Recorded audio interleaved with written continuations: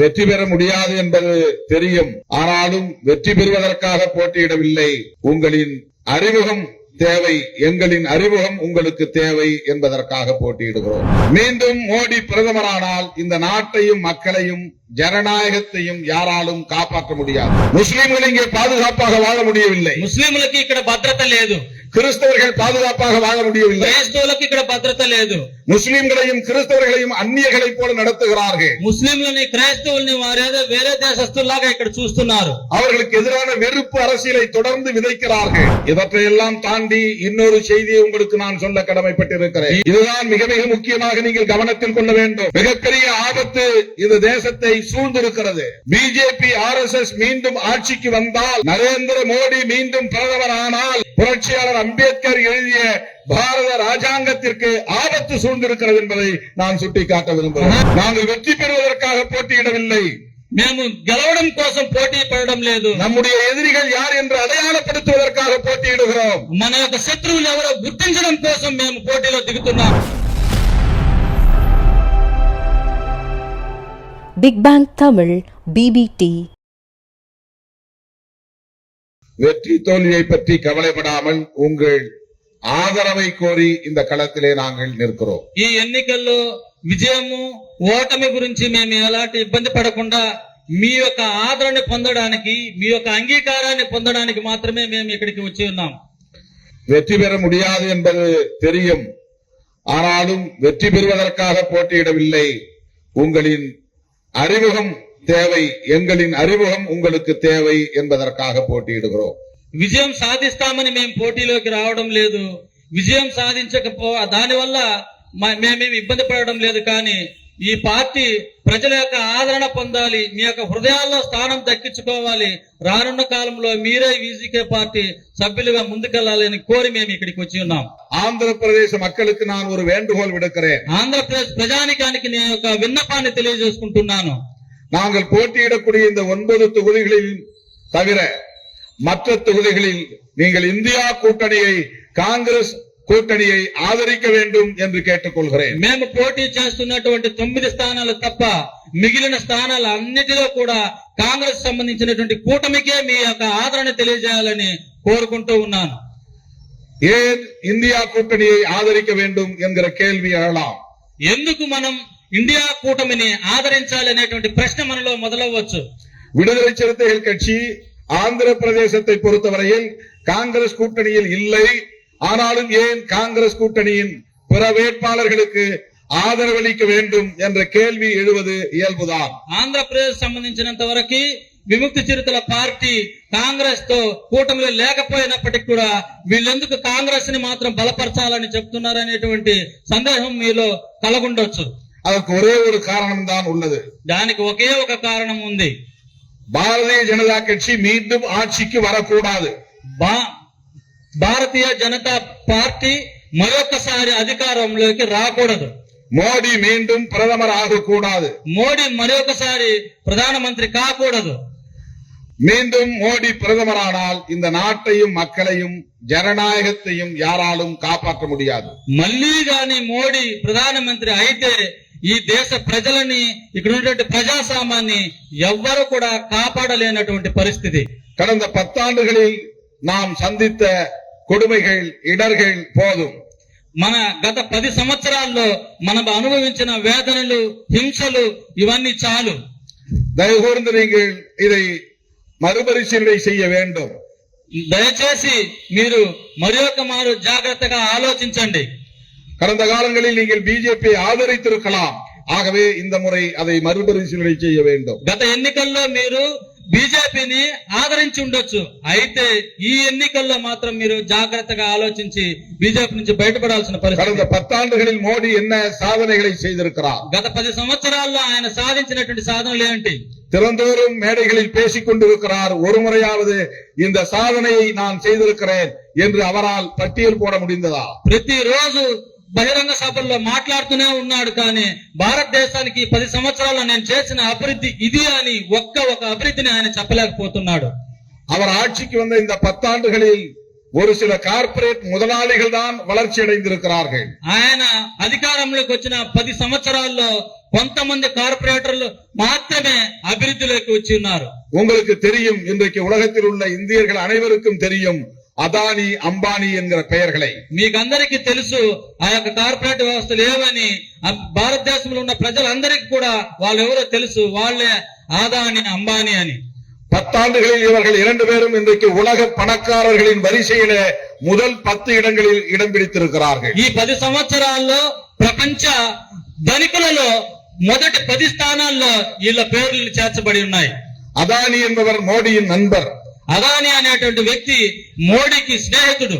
குஜராத் மாநிலத்தை சார்ந்தவர். గుజరాత్ రాష్ట్రానికి సంబంధించినటువంటి వారు. மோடியின் சமூகத்தை சார்ந்தவர். మోడీ యొక్క వర్గానికి సంబంధించినటువంటి వ్యక్తి.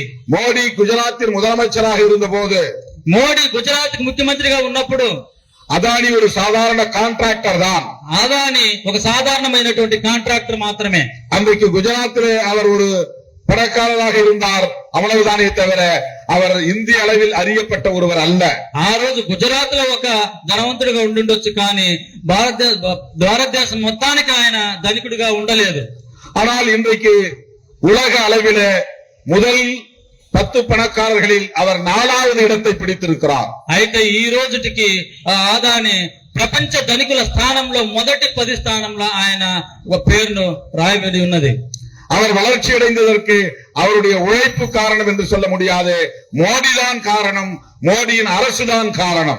ఆయన ఇలాంటి అభివృద్ధి సాధించడానికి ఆయన శ్రమ అని మనం అనుకోలేము. దానికి మోదీగా కారణం, మోదీ పరిపాలించిన విధానమే దానికి సూచిక. ஆனால் సాధారణ மக்களுடைய நிலை என்ன? అయితే సాధారణమైనటువంటి ప్రజానిక యొక్క పరిస్థితి ఏంటి? வண்டி ஓட்டக்கூடியவர்களின் நிலை என்ன? బండ్లు తోలేటువంటి వాళ్ళ యొక్క పరిస్థితి ఏంటి? மூட்டை தூக்கக்கூடியவர்களின் நிலை என்ன? మొప్పటి తోలేటువంటి వాళ్ళ పరిస్థితి ఏంటి? மண் வெட்டக்கூடியவர்களின் நிலை என்ன? పార పని చేసేటువంటి వాళ్ళ పరిస్థితి ఏంటి? விவசாயம் செய்யக்கூடிய மக்களின் நிலை என்ன? వ్యవసాయదారుని యొక్క పరిస్థితి ఏంటి? நாம் பயன்படுத்தும் ஒவ்வொரு பொருளின் விலைவாசியும் இன்றைக்கு எந்த அளவுக்கு உயர்ந்திருக்கிறது? మనం ఉపయోగించే ప్రతి ఒక్క వస్తువు యొక్క ధర ఏ మోతాదులో పెరిగి ఉన్నదో చూడండి. இதற்கெல்லாம் மோடி அரசுதான் காரணம். వీటన్నిటికీ కూడా మోదీ యొక్క ప్రభుత్వమే కారణం. வெறும் 450 ரூபாய் ஒரு கேஸ் சிலிண்டர் இருந்தது மோடி பிரதமராவதற்கு முன்பு. మోడీ ప్రధానమంత్రి కాకముందు 450 రూపాయలు మాత్రమే ఉన్నటువంటి సిలిండర్ ధర, ஆனால் இன்றைக்கு 1200 ரூபாய் விலை உயர்ந்து விட்டது. ఈ రోజు 1200 రూపాయలకి పెంచబడి ఉన్నది. ஒரு லிட்டர் டீசல் 40-50 ரூபாய் அல்லது 60 ரூபாய் என்ற அளவில் தான் இருந்தது, இன்றைக்கு 100 ரூபாயை எட்டிவிட்டது. 1 లీటర్ డీజిల్ ధర 40 నుంచి 50 రూపాయల వరకు ఉన్నటువంటిది ఈ రోజు 100ని దాటింది. இந்த விலைவாசி உயர்வுக்கெல்லாம் மோடி தான் காரணம் என்பதை மக்கள் உணரத் தொடங்கி விட்டார்கள். ఈ ధరల పెరుగుదలకన్నిటికి కూడా మోడీ ప్రభుత్వమే కారణం, మోడీ కారణమని ప్రజలు ఇప్పుడిప్పుడు తెలుసుకుంటున్నారు. ஜிஎஸ்டி என்கிற பெயரால் வரி விதிப்பு முறையை கொண்டு வந்து இன்றைக்கு எல்லோரையும் அவர் சுரண்டி கொண்டிருக்கிறார். జిఎస్టీ అనేటువంటి పన్నుల విధానం తీసుకొని వచ్చి ఆయన ఏ విధంగా ప్రజల నుంచి దోచుకుంటున్నాడో తెలుస్తా ఉంది. 100 ரூபாய் மதிப்புள்ள ஒரு பொருளை இன்றைக்கு நாம் வாங்கினால் கூடுதலாக 18 ரூபாய் கொடுத்து 118 ரூபாய்க்கு வாங்க வேண்டிய நிலை ஏற்பட்டிருக்கிறது. 100 రూపాయలు విలువ కలిగినటువంటి వస్తువుకి 100 రూపాయలు ఇచ్చి కొనగలిగినటువంటి వస్తువుని జిఎస్టీ పెంచడం వల్ల 118 రూపాయలకి దాన్ని కొనాల్సిన పరిస్థితికి వచ్చింది.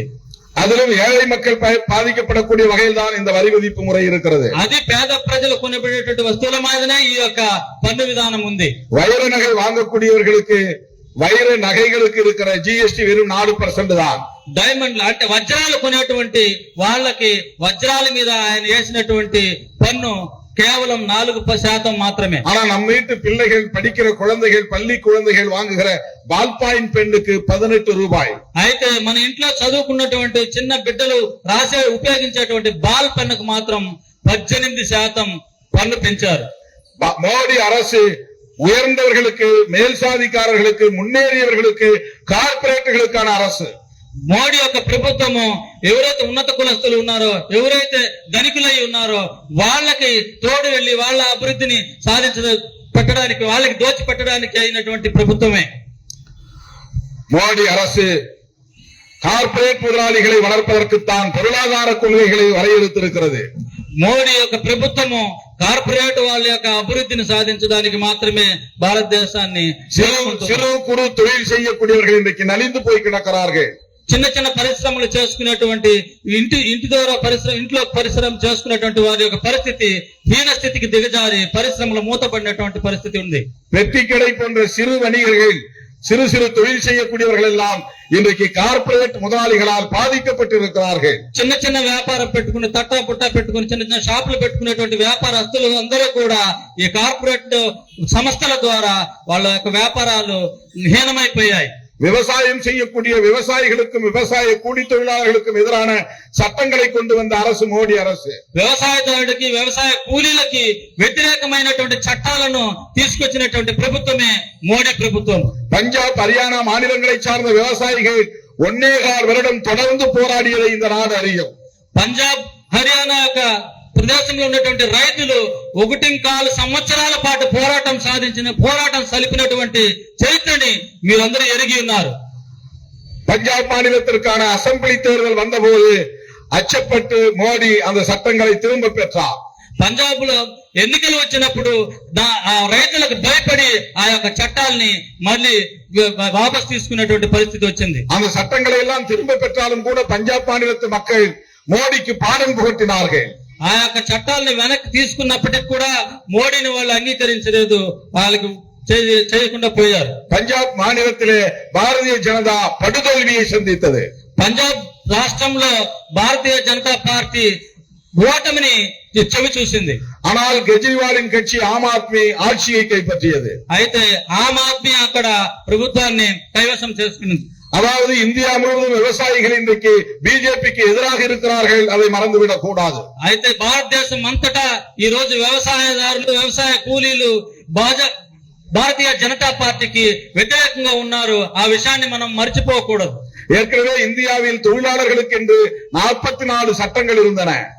అంతకు ముందే ఇక్కడ ఉన్నటువంటి కార్మికులకి 44 చట్టాలు ఉండేవి.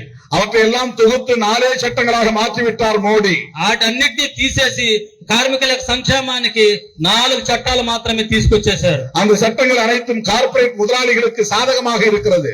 ఆ యొక్క చట్టాలన్నీ కూడా కార్పొరేట్ యజమానులకి అనుకూలంగా ఉన్నాయి. அதனால் தொழிலாளர்கள் முழுவதும் இன்றைக்கு மோடி அரசுக்கு எதிராக இருக்கிறார்கள்.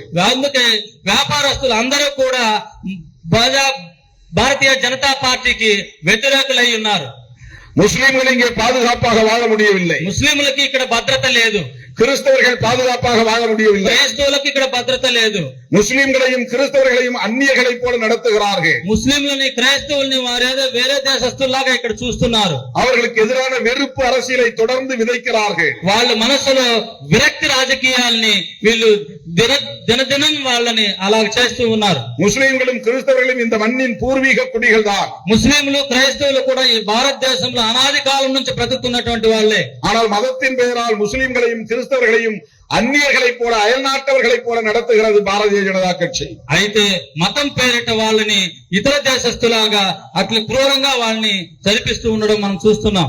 ஆகவே முஸ்லிம்களும் கிறிஸ்தவர்களும் இந்தியாவிலே மோடிக்கு எதிராக இருக்கிறார்கள். అయితే భారతదేశంలో ముస్లింలు మరియు క్రైస్తవులు మోడీ ప్రభుత్వానికి వ్యతిరేకంగా ఉన్నదాన్ని మనం గమనించాలి.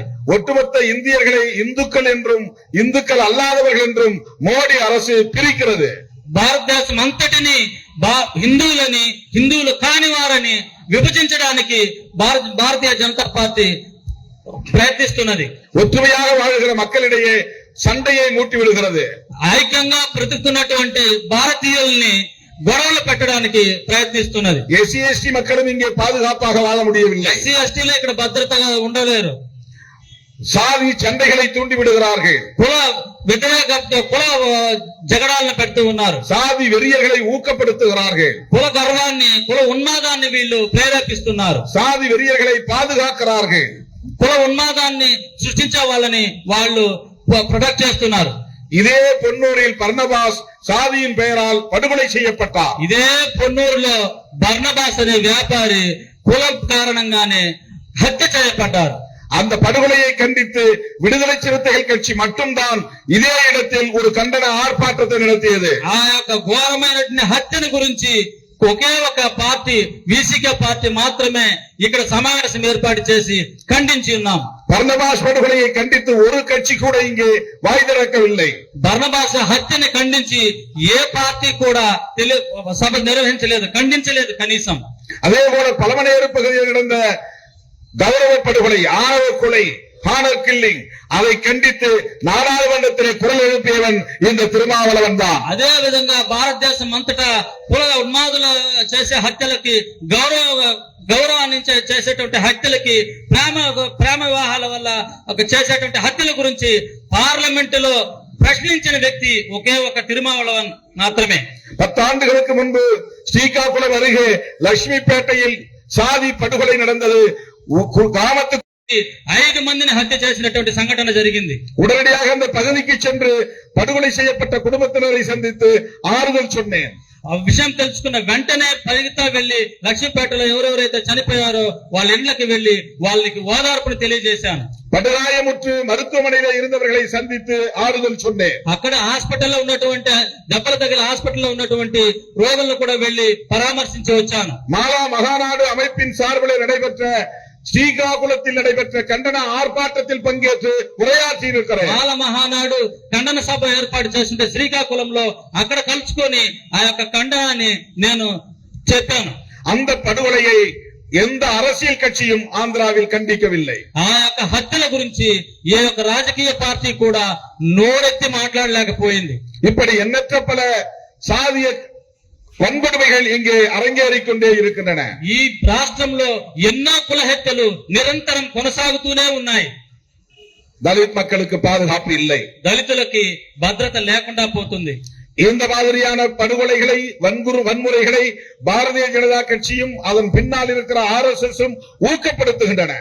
ఇలాంటి హత్యలని, ఇలాంటి ఘోరాలని భారతీయ జనతా పార్టీ వాళ్ళకి వెనుకున్నటువంటి RSS బలపరుస్తూ జనాల్ని హింసిస్తూ ఉన్నారు.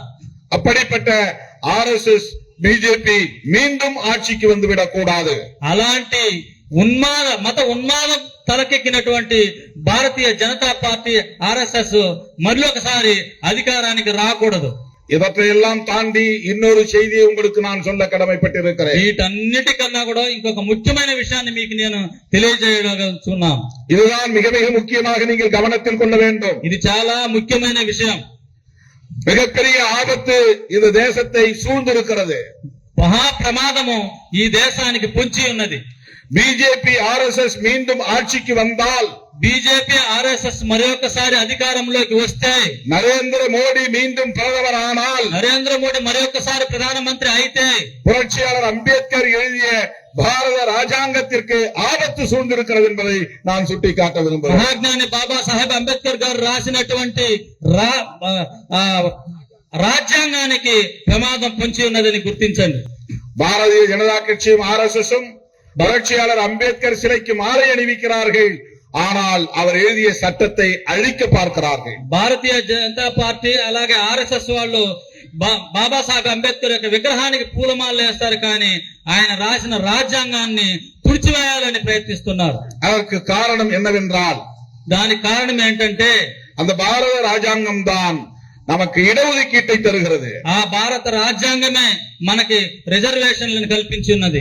சமூக நீதி என்கிற கோட்பாட்டை தருகிறது. సామాజిక న్యాయం అనే సిద్ధాంతాన్ని మనకు బోధిస్తుంది. சமத்துவத்தை போதிக்கிறது. సమానత్వాన్ని మనకి బోధిస్తా ఉంది. சகோதரத்துவத்தை போதிக்கிறது. సహోదరత్వాన్ని బోధిస్తా ఉంది. ஒவ்வொரு குடிமகனுக்குமான சுதந்திரத்தை வலியுறுத்துகிறது. ఒక్కొక్క పౌరుడికి ఉన్నటువంటి హక్కులను గురించి మాట్లాడుతూ ఉంది. இது தீவிரமாக நடைமுறைப்படுத்தப்பட்டால் இவ்வளவு காலமாக இருந்த இந்த சாதிய கட்டமைப்பு தகர்ந்துவிடும் என்று அவர்கள் அச்சப்படுகிறார்கள். ఈ రాజ్యాంగం పూర్తిగా అమలు చేయబడితే ఇంతవరకు ఉన్నటువంటి కుల వ్యవస్థ పూర్తిగా నశించిపోతుందని వాళ్ళు భయపడుతున్నారు. அதனால் RSS உள்ளிட்ட சங்க பரிவார அமைப்புகள் பாரத ராஜாங்கத்தை அழித்துவிட வேண்டும் என்று மறைமுகமாக திட்டமிட்டு செயல்பட்டு வருகிறார்கள். అందుకే RSS దాంతో పాటు కూడినటువంటి సంఘ పరివార శక్తులు అన్ని కూడా భారత రాజ్యాంగాన్ని తుడిచిపెట్టేయాలని ప్రయత్నిస్తూ ఉన్నారు.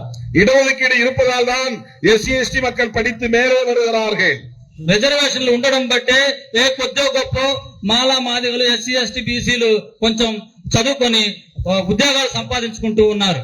இடஒதுக்கீடு இருப்பதால் தான் ஓபிசி மக்களும் மேலே வருகிறார்கள். రిజర్వేషన్లు ఉండబట్టే ఓబీసీ ప్రజలు కూడా కొంచెం పైకి అభివృద్ధి చెందుకుంటూ వస్తున్నారు. இதனால் 2000 ஆண்டுகளாக கட்டி காப்பாற்றப்பட்ட சமூக ஒழுங்கு சிதைகிறது, அழிகிறது என்ற கவலை அவர்களுக்கு மேலோங்கி இருக்கிறது. దీని వలన 2000 సంవత్సరాలుగా పేదరికంలో ఉన్నటువంటి వాళ్ళ పరిస్థితులు, వాళ్ళకి దాసోహంగా ఉన్నటువంటి వాళ్ళు అభివృద్ధిలోకి వచ్చేస్తున్నారు.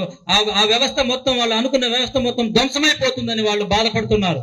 1992 நடந்த சம்பவம் ஒன்றை சொல்ல கடமைப்பட்டிருக்கிறேன். 1992లో జరిగిన సంఘటన గురించి మీకు నేను చెప్పాలనుకుంటున్నాను. విపి సింగ్ பிரதமராக இருந்தது உங்களுக்கு தெரியும். విపి సింగ్ ప్రధానమంత్రిగా ఉన్న రోజులు మీకు తెలుసు. அவர் கூட முன்னேறிய சாதியை சார்ந்தவர் தான். ఆయన కూడా అగ్రకులానికి సంబంధించినటువంటి వాడే. ராஜ பரம்பரையில் பிறந்தவர் தான். రాజవంశంలో పుట్టినటువంటి వాడే. ஆனாலும் அவரிடத்திலே சமூக நீதி சிந்தனை இருந்தது. అయితే ఆయన యొక్క మెదడులో సాంఘిక న్యాయం అనే సిద్ధాంతం ఉండింది. அவர் பிரதமராக இருந்தபோது அவருக்கு இடதுகரமாகவும் வலதுகரமாகவும் இருந்தவர் అంబేద్కర్ ఇయక్క தலைவர் రామ్విలాస్ పాస్వాన్. ఆయన ప్రధానమంత్రిగా ఉన్నప్పుడు ఆయనకు కుడి ఎడమ భుజాలుగా ఉన్నటువంటి అంబేద్కరిస్ట్ అయినటువంటి రామ్ విలాస్ పాస్వాన్. அன்றைக்கு அவர்கள் 2 பேரும் சேர்ந்து ஒரு ముఖ్యమైన முடிவை எடுத்தார்கள். ఆ రోజు వాళ్ళిద్దరూ కలిసి భారతదేశ దళితుల ప్రజల గురించి ఒక ముఖ్యమైనటువంటి నిర్ణయాన్ని తీసుకున్నారు. அன்றைக்கு விபி சிங் ஆட்சிக்கு பிஜேபி ஆதரவு தந்து கொண்டிருந்தது. ఆ రోజు విపి సింగ్ ప్రభుత్వానికి బీజేపీ మద్దతు పలుకుతా ఉంది. அப்போது பிஜேபியின் தலைவராக எல்கே அத்வானி இருந்தார். అప్పుడు బీజేపీ అధ్యక్షులుగా ఎల్కే అద్వానీ గారు ఉన్నారు. அப்படிப்பட்ட நேரத்திலே துணிச்சலாக அந்த முடிவை எடுத்தார் விபி சிங். అలాంటి సందర్భంలోనే చాలా ధైర్యంగా ఆ యొక్క నిర్ణయాన్ని తీసుకున్నారు విపి సింగ్ గారు. அது வேறொன்றும் இல்லை, అది వేరేం కాదు. பிபி மண்டல் யாதவ் பரிந்துரையை நடைமுறைப்படுத்தினார். அதுதான் அந்த துணிச்சலான முடிவு. బిపి మండల్ కమిషన్ ఇచ్చినటువంటి రిజర్వేషన్, బీసీలకు రిజర్వేషన్ ని ఆయన అమల్లోకి తీసుకొని వచ్చారు. ஓபிசி மக்களுக்கு 27.5% இடஒதுக்கீடு நடைமுறைப்படுத்தப்படும் என்ற முடிவை விபி சிங் எடுத்தார். దాని ద్వారానే ఓబీసీ ప్రజలైనటువంటి వాళ్ళకి 27% రిజర్వేషన్లు కల్పించాలని ఆయన దృఢంగా ఆ రోజు నిర్ణయించుకున్నాడు. இதை சகித்துக் கொள்ள முடியாத பிஜேபி அன்றைக்கு விபி சிங்குக்கு தந்த ఆదరவை తిరిగి పెట్టుకొండదు. దీన్ని సహించలేనటువంటి బీజేపీ ఆ రోజు మద్దతు ఇచ్చినటువంటి విపి సింగ్ ప్రభుత్వానికి వెంటనే ఆ మద్దతుని విరమించుకున్నారు. విపి సింగ్ ఆட்சியை கவிழ்த்தார்கள். విపి సింగ్ యొక్క ప్రభుత్వాన్ని కూల్చేశారు. எல்கே அத்வானி ஆத்திரப்பட்டார். ఎల్కే అద్వానీ ఆవేశపడ్డారు. அதை எதிர்த்து பெரிய பேரணியை ரத யாத்திரையை நடத்தினார். దాన్ని వ్యతిరేకించి ఒక గొప్ప రథయాత్రనే జరిపారు. எஸ்சி எஸ்டிக்கு இடஒதுக்கீடு கொடுத்ததற்காக அந்த எதிர்ப்பு இல்லை. ఎస్సీ ఎస్టీలకు రిజర్వేషన్లు ఇచ్చారని కాదు ఆ యొక్క వ్యతిరేకత. ஓபிசிக்கு இடஒதுக்கீடு கொடுத்ததற்காகவே பிஜேபி ஆர்எஸ்எஸ் ஆத்திரப்பட்டது. ఓబీసీలకు రిజర్వేషన్ ఇవ్వడం కారణంగానే ఆ రోజు వాళ్ళు అంత ఆవేశంగా రథయాత్రను జరపడం జరిగింది. ஆகவே பிஜேபி ஆர்எஸ்எஸ் ஆகிய அமைப்புகளின் நோக்கம் இடஒதுக்கீடு இருக்கக்கூடாது, ஓபிசி மக்கள் வலுப்பெற்றுவிடக் கூடாது என்பதுதான். அதை புரிந்து கொள்ள வேண்டும். అందువలనే ఓబీసీ ప్రజల యొక్క రిజర్వేషన్ ఉంటే వాళ్ళు బలం పుంజుకుంటారు, ఆర్థికంగా అభివృద్ధి చెందుతారు. అది కూడదు అనేది వాళ్ళ యొక్క ఉద్దేశం.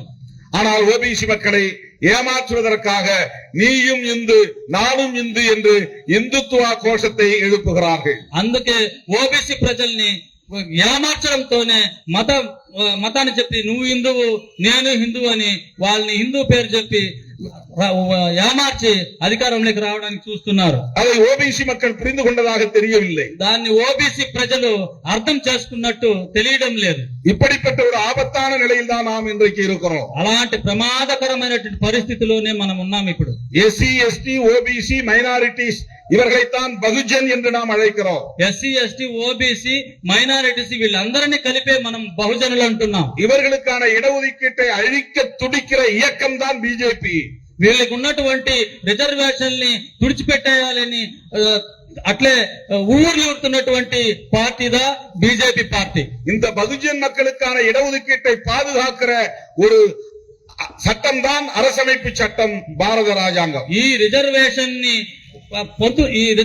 కాపాడుకుంటూ అమలు పరుస్తున్నటువంటి ఏకైక సిద్ధాంతమే ప్రజాస్వామ్య సిద్ధాంతము, అదే మన రాజ్యాంగం.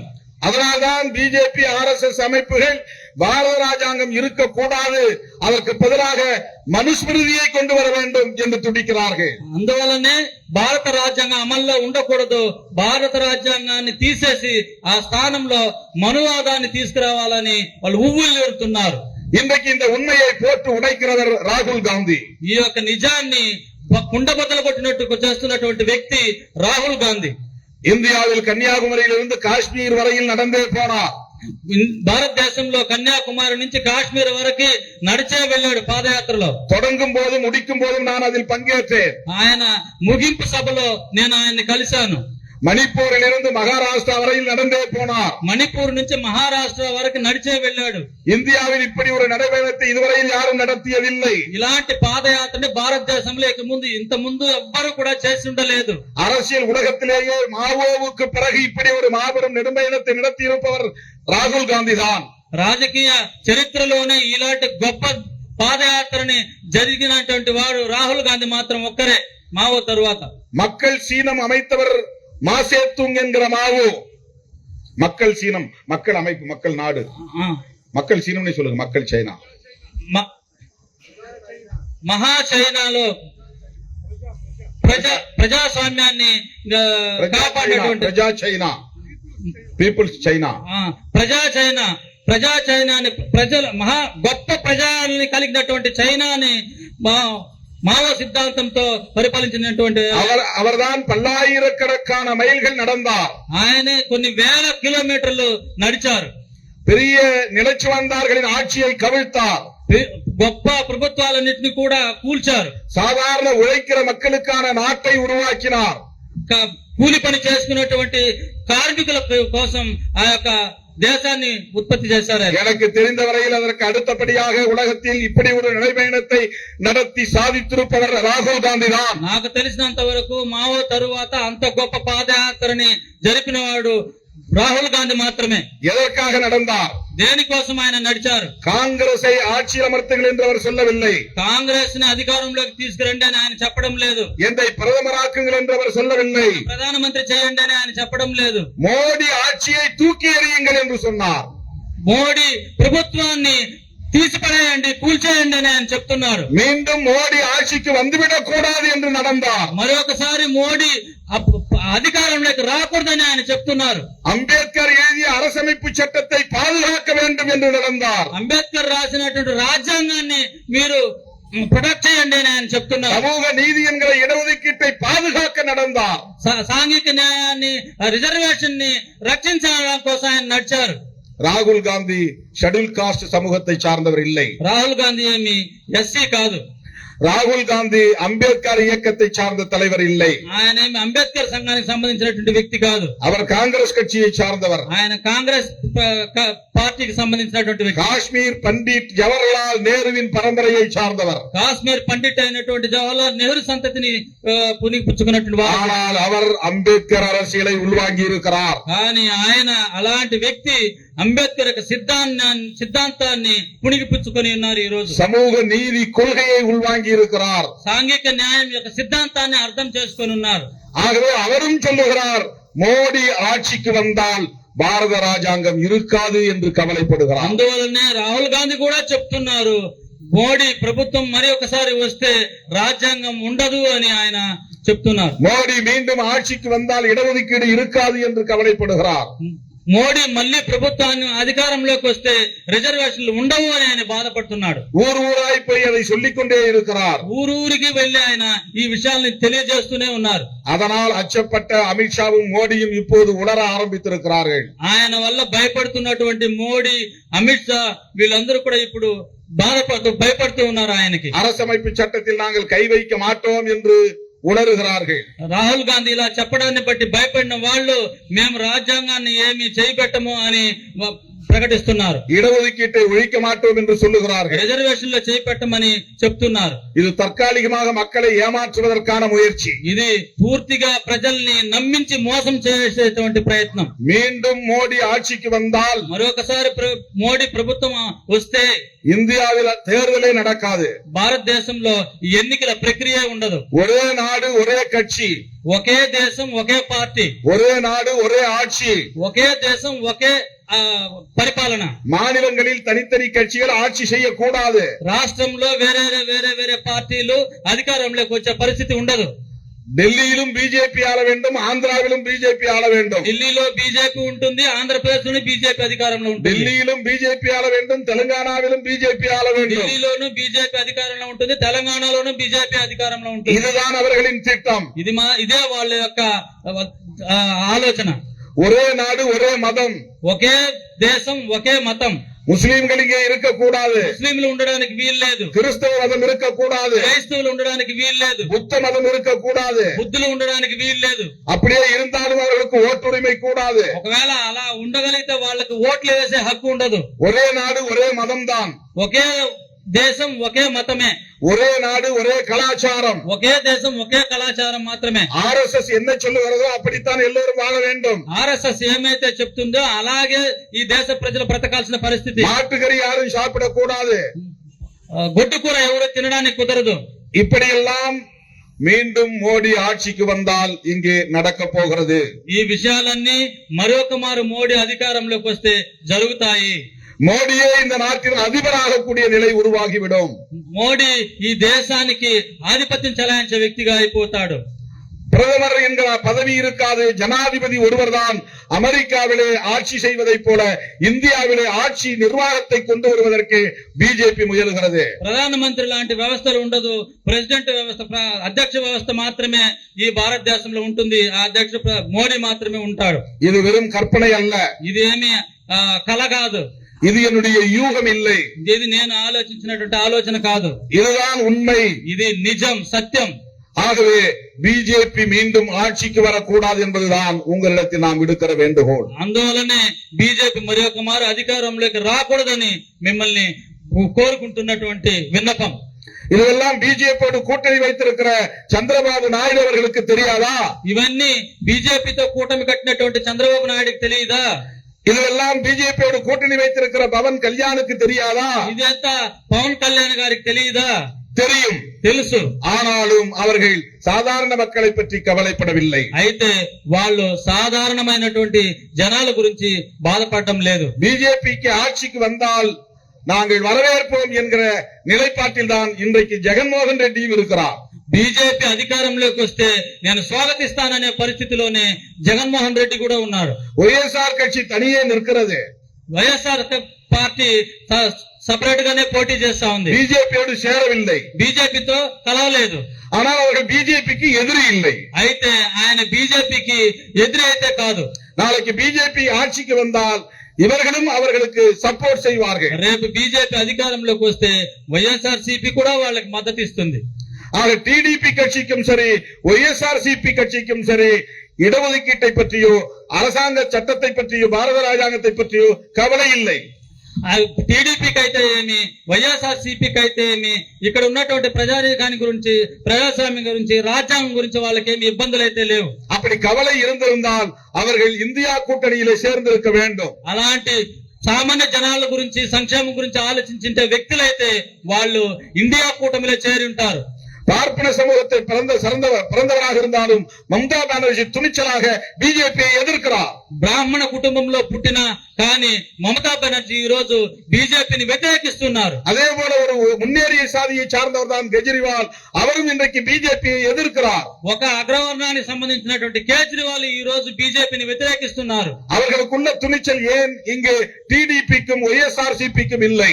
వాళ్ళకున్నటువంటి ధైర్యం, వాళ్ళకున్నటువంటి సంఘ సంస్థ వీళ్ళకి ఎందుకు ఇక్కడ లేకపోతుంది? காங்கிரஸ் வந்தாலும் ஆதரிப்போம், பிஜேபி வந்தாலும் ஆதரிப்போம் என்கிற நிலையில் அவர்கள் இருக்கிறார்கள். కాంగ్రెస్ వచ్చినా పర్లేదు, బీజేపీ వచ్చినా పర్లేదు, మనం వాళ్ళకి మద్దతు ఇస్తామనే పరిస్థితిలో ఆంధ్రాలో ఉన్న నాయకులు ఉన్నారు. பிஜேபி ஆட்சிக்கு வந்தால் இடஒதுக்கீடு இல்லாமல் போனாலும் அவர்களுக்கு அதை பற்றி கவலை இல்லை. బీజేపీ అధికారంలోకి వచ్చి రిజర్వేషన్లు తీసేస్తే కూడా దాని గురించి వాళ్ళకేమీ బాధ లేదు. இதெல்லாம் தயவு செய்து கவனத்திலே கொள்ள வேண்டும். ఇవన్నీ కూడా మీరందరూ చాలా జాగ్రత్తగా గమనించాలి. இதை பேசுவதற்காகத்தான் நாங்கள் தேர்தலில் இருக்கிறோம். దీన్ని మాట్లాడడం కోసమే మేము ఎన్నికల్లో పోటీ చేస్తూ ఉన్నాం. இதை உங்களுக்கு சொல்லுவதற்காகத்தான் நாங்கள் தேர்தலில் இருக்கிறோம். ఈ విషయాలన్నీ మీకు తెలియజేయడం కోసమే మేము ఎన్నికల్లో పోటీ చేస్తున్నాం. எங்களையும் ஒரு அரசியல் சக்தியாக நீங்கள் ஏற்க வேண்டும் என்று கேட்டுக்கொள்கிறோம். మా పార్టీని కూడా ఒక రాజకీయ శక్తిగా మీరు అంగీకరించాలని కోరుకుంటున్నాం. ஆந்திராவிலே இருக்கிற ஏறத்தாழ 23% SC/ST மக்களின் பிரச்சனைகளை பேசுகிற ஒரு முதல் இயக்கமாக விடுதலை சிறுத்தைகள் கட்சி இன்றைக்கு இருக்கிறது. ఆంధ్రప్రదేశ్ లో ఉన్నటువంటి దాదాపు 23% ఉన్న దళితుల యొక్క సమస్యల గురించి మాట్లాడే పార్టీగా ఈ విడుదల సిద్ధుల కక్షి ఉంది. முஸ்லிம்கள் கிறிஸ்தவர்கள் என்கிற 5% மக்களுக்காகவும் குரல் கொடுக்கிற இயக்கம் விடுதலை சிறுத்தைகள் கட்சி. అయినటువంటి 5% ప్రజల కోసం మాట్లాడేటువంటి పార్టీగా వీసీకే పార్టీ ఉంది. அதே போல OBC சமூகமாக இருக்கிற அனைவருக்கும் இடஒதுக்கீட்டுக்காக குரல் கொடுக்கிற இயக்கம் VCK. ఓబీసీలకు ఉన్నటువంటి రిజర్వేషన్లు కాపాడడం కోసం మాట్లాడే పార్టీగా వీసీకే పార్టీ ఈ రోజు ఉంది. எனவே விடுதலை சிறுத்தைகள் கட்சியை ஆதரிக்க வேண்டும். అందువల్లనే మీరందరూ కూడా వీసీకే పార్టీని ఆదరించాలి. குண்டூர் நாடாளுமன்ற தொகுதியின் வேட்பாளர் ரத்னராஜ் அவர்களுக்கு குண்டா சின்னத்திலே வாக்களிக்க வேண்டும். గుంటూరు పార్లమెంటు అభ్యర్థి అయినటువంటి రత్నరాజు గారికి కుండ గుర్తు మీద మీ ఓట్లను వేయాలి.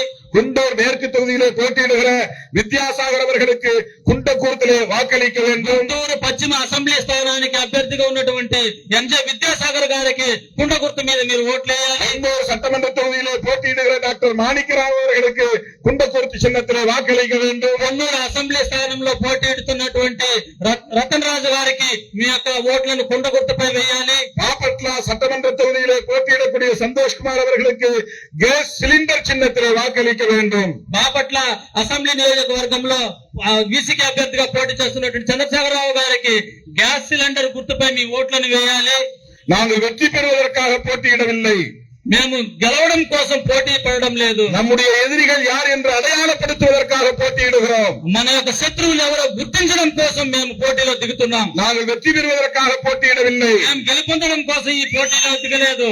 உங்களுக்கு எங்களை அறிமுகப்படுத்துவதற்காக போட்டியிடுகிறோம். మీకు మమ్మల్ని పరిచయం చేసుకోవడం కోసం పోటీ చేస్తున్నాం. நாங்கள் வெற்றி பெறுவதற்காக போட்டியிடவில்லை. మేము గెలుపొందడం కోసం పోటీ చేయడం లేదు. உங்களுக்கு ஒரு மாற்று வாய்ப்பு இருக்கிறது, மாற்றி ஓட்டு போடுங்கள் என்று சொல்லுவதற்காக போட்டியிடுகிறோம். మీ యొక్క గొప్ప మార్పును సంతరించుకుంటారు, రాజకీయంగా మీరు మార్పును సంతరించుకోండి అని చెప్పడం కోసం పోటీ చేస్తున్నాం. எனவே எங்கள் வேட்பாளர்களை ஆதரியுங்கள்.